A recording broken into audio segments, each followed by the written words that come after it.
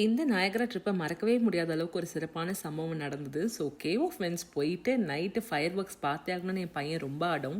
குட்டியை மைண்டில் வச்சுட்டு நான் போவே வேண்டாம்னு நினச்சேன். பட் அவனுக்காகவே போய் நைட் அங்கே உட்கார வேண்டியதாக போச்சு. நைட் எல்லாம் சாப்பிட்டு முடிச்சுட்டு ரூம் வந்து செட்டில் ஆகிறதுக்கே கிட்டத்தட்ட ஒரு 10:30 மேலே ஆயிடுச்சு. அதுக்கப்புறம் படுக்கிறதுக்கு 11 ஆயிடுச்சு.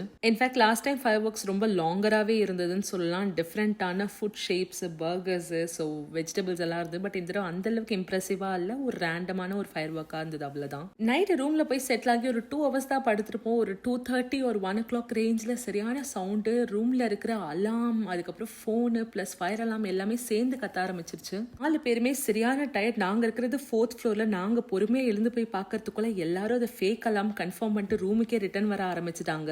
இது ரியலாக அடிக்கிற ஃபயர் அலாம் புரிஞ்சுக்கிறதுக்கே கொஞ்சம் டைம் ஆச்சு ப்ராசஸ் பண்ணுறதுக்கு. பட் நாங்கள் வெளியே போய் பார்க்கறதுக்குள்ள எல்லாரும் ஃபேக்குன்னு கன்ஃபார்ம் பண்ணிட்டு ரூமுக்கே ரிட்டர்ன் வர ஆரம்பிச்சிட்டாங்க. ட்ராவல்லாம் பண்ண அடிச்சு போட்ட மாதிரி தூங்கக்கூடாது, இல்லைனா இந்த மாதிரி தான் ரிஸ்க்ல மாட்டணும். பிகாஸ் ஃபேக் அலாரம் இருக்கிறதுனால பரவாயில்ல. இன்கேஸ் ரியலா இருந்தா உண்மையிலேயே பேனிக்கான சுச்சுவேஷன்ல மாட்டிருப்போம். ஆனாலும் ஒரு பக்கம் 4 மாடி மேனெல்லாம் இறங்கி ஏறலன்ற ஒரு சந்தோஷத்தோட அன்னைக்கு நைட்டு படுத்து தூங்கியாச்சு. அந்த விதத்துல இந்த ட்ரிப்பை சத்தியமா என்னால் மறக்கவே முடியாத ட்ரிப்பா அமைஞ்சது.